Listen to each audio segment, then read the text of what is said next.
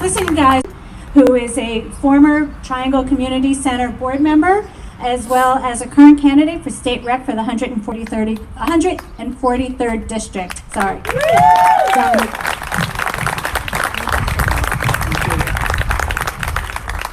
Good afternoon, everybody. I am here on behalf of Triangle Community Center as well, and Colin Hostin, its board president, wanted me to share this, that while this is an insidious attack on women, it is also an attack on all people, because women's rights are human rights.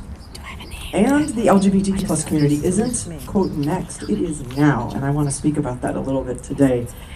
We can't fight on behalf of one group without fighting for justice for all, and as Colin says, TCC is prepared to join this fight for women's rights. So I wanted to share that because this is something that I think our LGBTQ, many of us in it have been fighting for this, for the right to choose, for reproductive freedom our whole lives, and I'm really happy that especially our cis brothers are, because it means so much to me, and especially with the folks who've been talking about trans youth. Yesterday, I saw a couple signs that said, "I can't believe my mother had to fight for this, and now here I'm out here too." And this is exactly how I feel as an LGBTQ person of a certain age who never thought I'd be able to be married until I was at least in my 60s or 70s, and here I am. Amazing, amazing. And the fact that a government wants to repeal my marriage,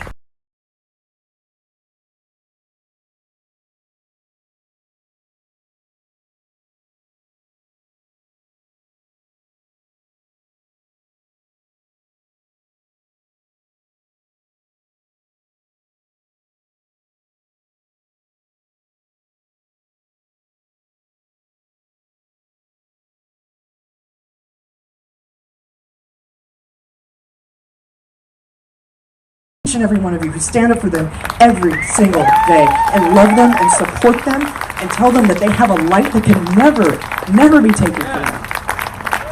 And we need to be their ally. And I'll tell you a little bit why. We have some folks in this country weaponizing state legislatures. I know you've read about it. They're weaponizing them against our children. These are the same people doing this in these state legislatures, like repealing laws women's health care and rights. They're taking away the rights to health care for trans. We all have a right, and we have the liberty to choose our destinies. And so I'll leave you with this. When I was at the rally yesterday, I saw this little one on the shoulders, and this little one was given the mic, the bullhorn, and said, "We won't go back," and everyone said it back to her. And I think about that, and I think about the fact that this little one may grow up in a world with less rights than I had as a 20-year-old, and we can't let that happen. We cannot let that happen. We will not go back. And I think about this little one and about how this is going to be a fight that she has to fight, not only her grandparent. So when we go this November to the ballot box, everything is on. Some of us, not only our marriages are on the line as well as our reproductive freedom, but our marriages are on the line twice because they're also apparently coming for Logan v. Virginia.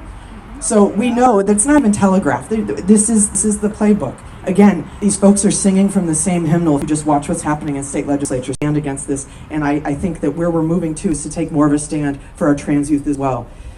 So I just want to thank you all today for being allies to our community, knowing we're in this fight with you, knowing we are right there, knowing that we too have abortions. And access to health care is not only a human right, but it's one of the biggest issues in our community. Of all genders is the right we're going to defend. Thank you all so much. Thank you, Dominique.